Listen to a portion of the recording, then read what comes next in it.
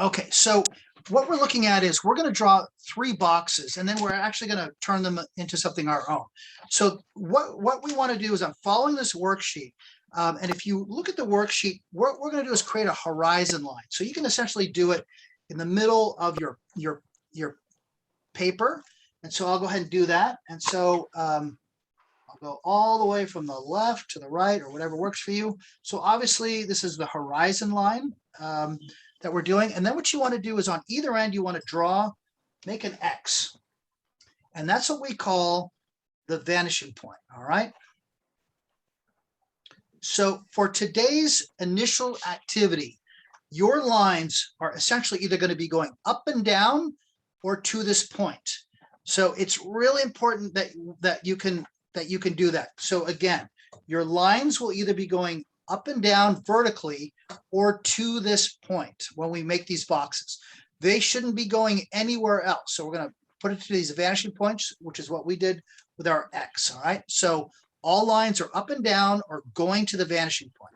And so what we're going to do, and I'll just do another vanishing point here, is I'm going to essentially replicate what I see here, right? So there's 1, 2, 3 boxes. So I'm going to make a vertical line, and I can pretty much do this anywhere I want on my page. All right, try to make it horizontal. Let's see. All right, so I'm going to make a vertical line, and I'm going to use that to be the outermost points of my box. And so let's do the one that's kind of right in the middle here. All right, so I'm gonna make a box that's really pretty much right on this horizontal, on the horizon line. So all I'm going to do then is I'm going to do something like this. All right, and so let's just do something like this. I'm not really all that concerned. And then I'm going to come over here to my other vanishing point, and I'm going to make this more of a rectangle and a square. So this will be a little longer. And again, the points are going only to either vertical or to my vanishing point. And it's okay that if you go over. So then what I'll do, again, vertical lines, it doesn't matter how big or small your boxes are, vertical line here, right? All right, so that's going to be a box. And so I can pretty much, just for the sake of making it easier to see, I can erase this part of the horizontal line, right? And so essentially then what we've created is a rectangular box, right? Oh, all right, so let's do. Do we have to have the square in the middle of the paper, or can we make it to the left or right? So the square isn't really in the middle. You can put it wherever you want. I would try to keep it somewhat centered just because you'll have more room to work. And then what happens if you're too far to the side? It's a very good question. If I do it over here, it also kind of is a what we might call a fisheye or forced perspective. It'll start to look a little off if you're too close to that line. And you can kind of do that experimenting. All right. So now I'm going to make another one. So we can move all this. I'll just move it up maybe. All right. So I'll make another one kind of equal size approximately. It's okay if it's not. But again, my lines are either straight up and down or they're going to one or the other side. So I'm going to put another one here. And so this one, the other one, we're kind of looking right at it. This one, because it's below the horizon line, so I'll take horizon line. If it's below the horizon line, you're looking down on the object, right? So we're just going to make 3 rectangular cubes, and then behind here, now we're looking on top of it. So I'm going to put that on here. We don't need to worry about what's called the hidden lines. All right. And so let's just keep this all uniform. It'll make it a little easier for us. So then in the back, though, I've got to join. So the back goes to the left. And again, I'm recording this, and your lines can cross over. It's okay.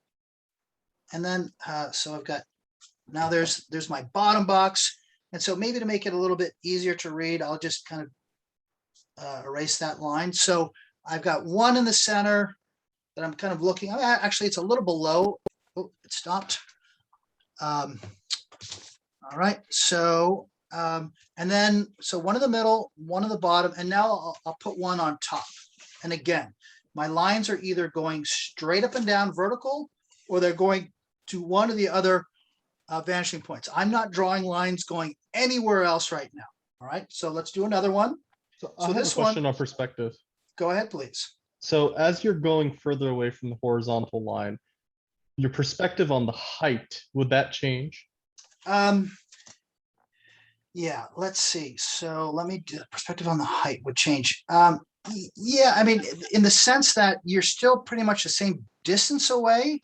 It's just the you're looking up at the object. Right. So let's say we make this the first one, the center, right? And let's say it's Yeah. 2 inches high in the paper. If I have it above and below, is it still 2 inches high? So it would actually be a little smaller, I think. Right. That's what I Is would think. Yeah, Right. Because you're as you go closer completely to to the top, Yeah. it would become right. gone. Right. Yeah.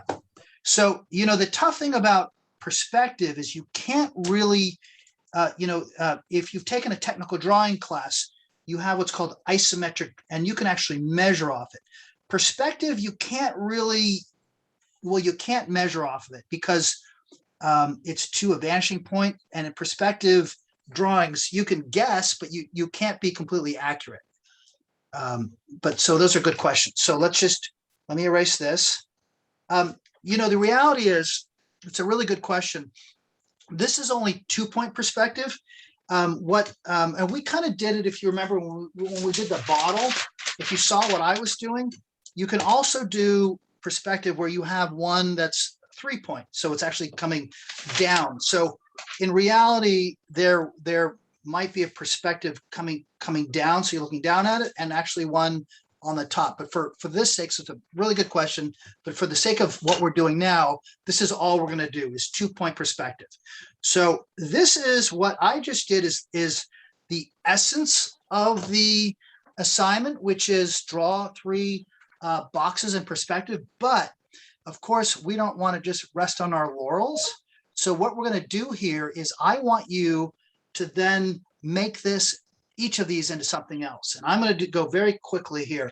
And I probably should do something different. But, I look at this one in the middle and I say microwave oven, right? So what do I mean by that? All right. So here's going to be my glass window. And so what I am going to do, though, everybody, is I'm going to the best that I can, I'm going to follow the same rules. So if you notice, here is my vanishing point. I'm just going to put it on there, and I'm going to go up here, and I'm going to make this my glass window, right? And I'll come down here, following the same, and I'm more or less doodling at this point because I really don't know what this is going to look like.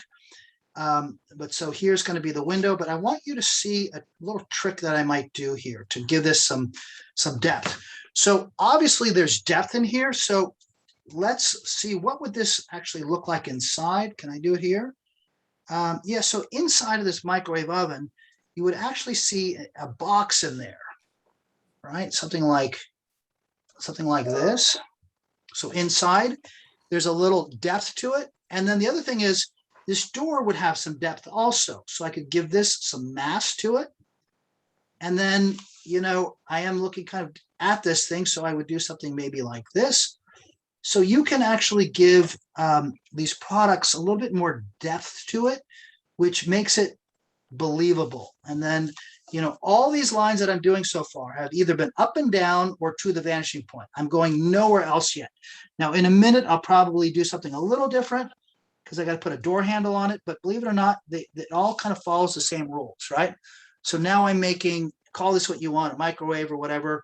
And what I want you to do, you're welcome to do a microwave, but I kind of want you to start kind of making your own things. And so maybe I'll draw a Humvee or something out of one of them, whatever.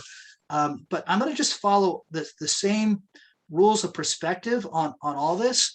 So here's going to be, maybe the place. And honestly, what I should be doing is looking at a photograph. I recommend you look at photographs when you draw. It's just kind of good to do it because I'm just kind of doing this on the fly. But, I eat from microwaves probably every day. So I have some idea. And then there's probably a handle here. I probably should have drawn that first. The handle is going to essentially follow the same rules. It might get a little messy here, but it would come out All right, and so I might put a door handle on there. It's all, the point I'm trying to make here is all this is going to follow the same rules. You know, I'm not going to put a handle on this because it looks so pretty. The back of this thing, though, honestly, I need to, from the inside, I need to make that box in there because it wouldn't go all the way. It would stop inside here like that. And then it would do something like this inside my microwave. Right, so it would actually do back inside the microwave would do something like that. So there's a little area inside of there, right? But so, you know, real quick, I'm turning it into something else. So let's just say I want to turn this into maybe a vehicle or something. So again, I'm basically going to use the exact same rules.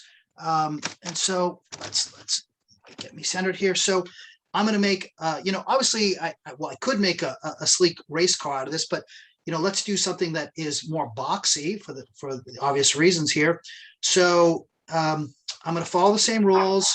Let's put a, I'm going to get, so I guess what I could do is I could make just a regular, I'm going to cheat a little bit. I'm going to change the rules just a little bit. So I'm going to take this and maybe make the front end here. This might be, I should look at a photograph of a Humvee, but like there's going to be the window. This is the hood. Right, so I'm going to still following the same rules. I mean, I could certainly make a little curve on there if I wanted to, but it stops and ends at the same place. The hood, you know, where the window is, right? So it's going to basically follow the same rules here, but it's all following perspective because that's my vanishing point here. Now I could start to get rid of some of these lines here. So you're taking those 4 cubes and then just kind of making it your own. You don't have to draw a car. You could make, you know, whatever you fancy, just so long as you're basically staying in perspective. Now you can see I've kind of cheated because I'm not all the way doing perspective. So, but you know, everything that I'm drawing is based on this perspective idea here, right? So then, you know, here's my windows. I've got wheels. So maybe what I'll do for the wheels is find maybe where the center of the wheel is and then go back. And that way I know where the back one should be. And then you can draw a kind of a quick way to draw wheels would be to draw like where the square would be and then draw your wheel. Sorry about my dog. All right, hang on. I'm going to close my door real quick. Show the dog. She's a sweet dog. All right. All right. So here's my wheel. It's basically, it's a little bit fat, but there's the one wheel. And then I'll draw another wheel back here. And again, believe it or not, this is all in perspective. So the top of the wheel I said is there. Bottom's obviously the ground. So the rear wheel, because it's farther back, is going to be smaller. So if I would measure it, you don't need to, but if I was going to measure this, I would say, well, you know, I made this wheel is at 3/4 of an inch. So by definition, if it's in perspective, it has to be smaller than that. So it can't be 3/4 because that would not be in perspective. So I'm just going to eyeball it, but just know if it's behind, if it's the farther back it is, the smaller it's going to be, right? And and it's okay if you're doodling like I am here, but let's just make this a little bit more real. So here's the front of my vehicle. Again, I am following all the perspective. So what will happen over time is as you draw, you will, in perspective, you just know there's vanishing points. You're not always taking a ruler, but you're just kind of, you're aware that they're there. And again, I don't know, you know, I'm just making this my own vehicle. I don't really know. So if, for example, this is a headlight here and the headlights on the other side, by definition, if it's in perspective, it can't be the same distance. So if that's a 1/2 inch or whatever it is, it has to be less than that. I just know that because things in perspective get smaller as they move back, right? So here's a weird looking vehicle. I'm not going to lie. And so let's just get a little air scoop under here. All right, I got some headlights, so I can actually make some 3D, these headlights a little bit more 3D by giving it a little bit of depth in there, right? I can do things like that. And the same one back there. So I think you all get the idea of what we're trying to do here. And again, you know, you can make your doors. the back of this thing. This might look more like a Range Rover than a Humvee, but whatever. So I just want you to make these rectangular boxes into something of your own, all right? If that helps you. And you know, half the fun of drawing like this when you design is sometimes your mistakes become something like, oh, that's pretty cool. And it becomes an element of your design, right? So things to think about. So if I was going to put a mirror on here, I would follow the same. Now I'm going to come back here because I shorten this up a little bit, but you can see that I was working out of this rectangular shape. So the back of this thing would also need to go.